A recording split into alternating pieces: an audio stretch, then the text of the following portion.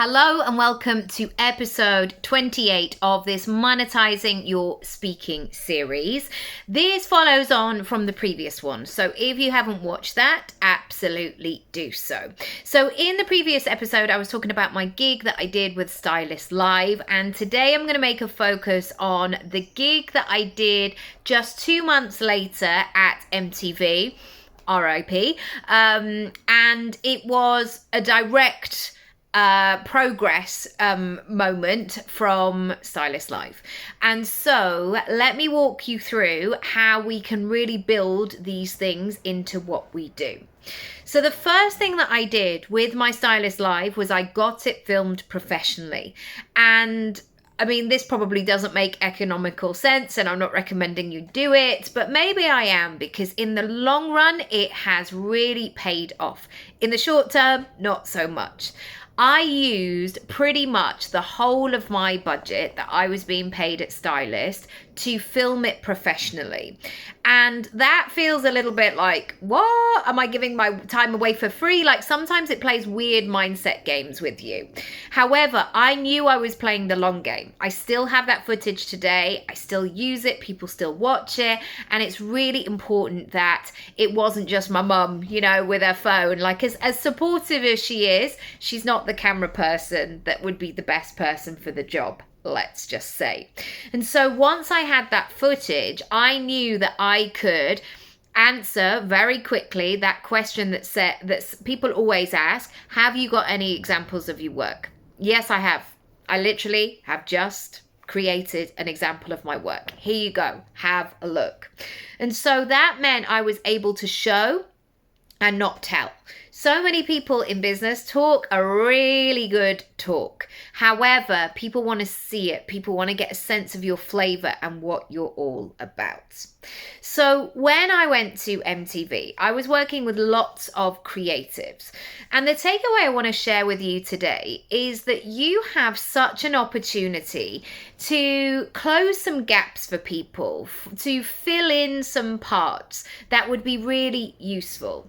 And so many people, especially in business organizations, especially in corporate environments, they can kind of get stuck in a rut. This is not my observation. This is what people tell me. Like they're doing the same thing. They have strict protocols. They have boxes that they need to check. Like they're on this kind of track. And so sometimes having somebody external to come in and like essentially jazz things up a little bit can be really useful for them. And so I want you to think, instead of blending yourself into a corporate version of yourself, make sure that you're paying attention to what you bring to the table as well. It could be really useful. The next thing I should say is that this was the January, so I'd done the Stylist in November.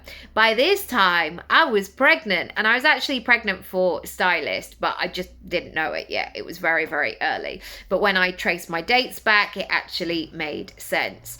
I am sharing this not because I'm saying you have to go out and get pregnant and that's the only way to do it, but I know that so many people have a version of this, meaning they're pregnant, or maybe they're limited on childcare, maybe they have caring responsibilities, maybe they can't work a traditional 9 to 5 for whatever reason. Going in and doing a lunchtime session and getting paid really well for it is a fantastic situation to be in. And so I'm sharing that because there was a limit to what I could do at that time. In both my pregnancies, I was really, really poorly.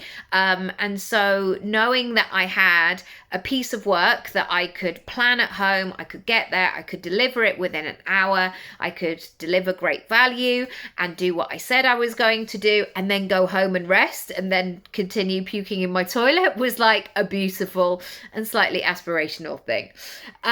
Finally, I think that we have an opportunity to build, to almost create a track, a trail of where you're going and how your work is happening. And I want you to really prioritize doing these things and creating that great buzz and that experience. So if we ever watch a PR trail, for example, I was really watching on Instagram, Emma Greed's PR, the Start With Yourself series. Like, she was in my algorithm, popping up here, there, and everywhere. If you begin to do these things, if you begin to be more visible, that work will begin to speak for itself. You will create these footprints around, these tracks that people will then go, oh, I really like what she said on that podcast. I wonder if she's done anything else. And the next thing you know is they're typing your name in, and then of course they get served more of you. So this is not just a one and done, like see if you can get the money in really quickly and move on. This is about building a career. And inside Speak Up, I teach you exactly how to do that. There are 3 ways to join. You can add magic at checkout to save 20%. If you're not subscribed to this secret series, please do so. You will get access whenever a new episode goes live. And also don't forget to follow the full workshop. Details are down below.